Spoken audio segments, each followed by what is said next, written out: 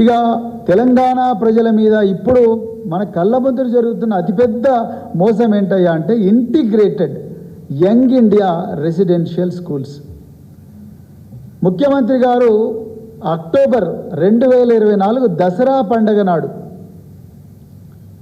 కొందుర్గ్, షాద్నగర్ నియోజకవర్గంలోని కొందుర్గులో చాలా అంగరంగ వైభవంగా మరి ముఖ్యమంత్రి గారు శంకుస్థాపన చేసినారు.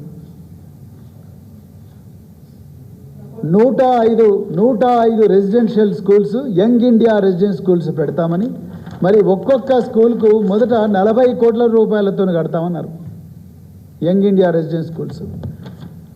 దాని తర్వాత 105 పోయినాయి, మళ్ళీ 50 స్కూల్స్కి వచ్చిండ్రు. 50 స్కూల్స్ అయిపోయినాయి, దాని తర్వాత 20 స్కూల్స్ అంటున్నారు. అదేవిధంగా ఈ స్కూల్స్ కన్నిటికీ 12,000 కోట్ల రూపాయలు కేటాయిస్తున్నట్టు మేము జీవో ఇష్యూ చేసినామన్నారు. చూడండి గమ్మత్. అదేవిధంగా ఒక్కొక్క ఇంటిగ్రేటెడ్ స్కూల్కు ముందు 50 కోట్లు అన్నారు. సడన్గా 2025వ సంవత్సరంలో ఒక్కొక్క ఇంటిగ్రేటెడ్ స్కూల్కు 200 కోట్లు అన్నాడు. ఇష్టం వచ్చినట్టు ఎస్టిమేట్స్ పెంచుకుంటూనే పోతున్నారు. 640 మంది విద్యార్థులను ఒక స్కూల్లో పెట్టి వాళ్ళందరి మీద అజమాయిష్ చేయడమే వీలు కాదని అనుకుంటే, ఇవాళ 2560 మంది విద్యార్థులను ఒకటే దగ్గర పెట్టి రేవంత్ రెడ్డి గారు నేను వాళ్ళకు పాఠాలు బోధిస్తా అంటున్నారు. ఇక ఇంతకన్నా ఘోరమే ఉంటుంది. ఒక టీచర్లను పెంచినవా? పెంచలేదు. పెంచినట్టు జీవో ఇచ్చినవా? ఇవ్వలేదు. వార్డర్లను పెంచినవా? పెంచలేదు. సిబ్బందిని పెంచకుండా ఈ స్కూల్స్ అన్నిటి కూడా దాదాపు 2560 మందిని ఒకటే దగ్గర పెట్టి young India integrated residential schools అన్నాడు. అసలు ఈ రెసిడెన్షియల్ స్కూల్స్ మొదటి నుంచి ఇంటిగ్రేటెడ్ అన్న విషయం కూడా ముఖ్యమంత్రి గారికి తెలియకపోవడం ఇవాళ తెలంగాణ ప్రజలు చేసుకున్న దురదృష్టం. ఇవాళ మనం ఏ జిల్లాలకు పోయినా, ఏ హైవేల మీద పోయినా కూడా పెద్ద పెద్ద హోర్డింగులు దర్శనమిస్తున్నాయి. ఎందుకంటే ఇవాళ తెలంగాణలో కాంగ్రెస్ ప్రభుత్వం ఒక ఫోటోషాప్ ప్రభుత్వం. ఎక్కడ మరి పెద్ద పెద్ద మంచి మంచి పోస్టర్లు, ఫోటోషాప్లు, కంప్యూటర్లలో ఫోటోషాపులు చేసుకొని చక్కగా పోస్టర్లు ముద్రించుకొని అవన్నీ కూడా ఫ్లెక్సీలుగా కట్టి ఆ ఫ్లెక్సీలను చూపించి ఇగో ఇవే యంగ్ ఇండియా రెసిడెన్షియల్ స్కూల్స్ అంటున్నారు. ఒక్కొక్క దానికి 200 కోట్లు. 50 నుంచి సడన్గా 200 కోట్లకు పోయింది. ఇక అన్నిటికన్నా ఘోరమైన మోసం ఏందంటే ముఖ్యమంత్రి సొంత కాన్స్టిట్యుయెన్సీలోనే ఇంతవరకు young India residential schools start కాలే. ఇగో ఆయన వేసిన పునాది రాయి ఆయనలే వాళ్ళ అన్న తిరుపతి రెడ్డి వేసాడు.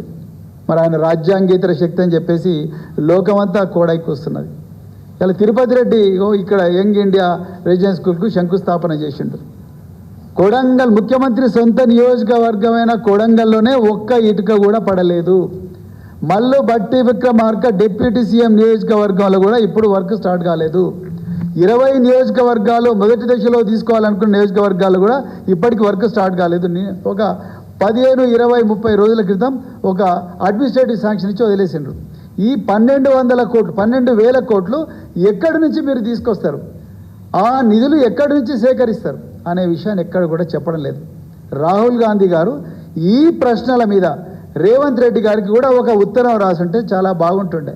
ఎందుకంటే రాహుల్ గాంధీ గారు రాజ్యాంగాన్ని పట్టుకొని తిరుగుతూ ఉన్నాడు, సమానత్వ హక్కు అని మాట్లాడుతూ ఉన్నాడు, ఆర్టికల్ 14 గురించి మాట్లాడుతూ ఉన్నారు, 16 గురించి మాట్లాడుతూ ఉన్నారు, 17 గురించి మాట్లాడుతూ ఉన్నారు, ఆర్టికల్ 21 గురించి కూడా మాట్లాడుతూ ఉన్నారు. మరి రాహుల్ గాంధీ గారు మీ ముఖ్యమంత్రి అయిన రేవంత్ రెడ్డి గారు చేస్తున్న ఈ దుర్మార్గాలు మీకు కనిపించడం లేదా? మీరు 12,000 కోట్లు కేటాయిస్తామన్నారు. ఇలా 3 సంవత్సరాల నుండి విద్యార్థులకు రావాల్సిన 7,500 కోట్ల ఫీ రియంబర్స్మెంట్ బకాయిలు రావడం లేదు. 1 కాదు 2 కాదు 3 సంవత్సరాల నుంచి ఫీ రియంబర్స్మెంట్ బకాయిలు రావడం లేదు. గత సంవత్సరం సంక్షేమ గురుకుల పాఠశాలల్లో యూనిఫామే ఇయ్యలే. మీరు కాస్మెటిక్ ఛార్జీలు పెంచినామన్నారు. కాస్మెటిక్ ఛార్జీలు పెంచితే ఒక బ్యాచ్ కాస్మెటిక్ ఛార్జీలు తీసుకోకుండానే కాలేజీల నుంచి వెళ్ళిపోయింది. ఇంతకన్నా ఘోరం ఉంటుందా?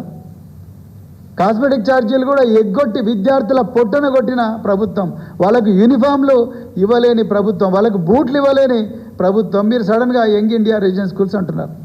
బీఆర్ఎస్ పార్టీ పోరాడంగా ఒక 2 రోజుల క్రితం ఈ అద్దె భవనాల్లో నడుస్తున్న పాఠశాలలకు అద్దెలు రిలీజ్ చేసిండ్రు. ఒక 7 నెలలు 8 నెలలు రిలీజ్ చేసిండ్రు.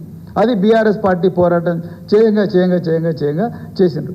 సో నేనేమంటున్నానంటే ఇన్ని సమస్యలు ఉన్న తెలంగాణను ప్రశ్నించకుండా ఎక్కడో బీహార్ గురించి మాట్లాడడం అనేది చాలా చాలా చాలా చాలా హాస్యాస్పదంగా కనిపిస్తూ ఉన్నది.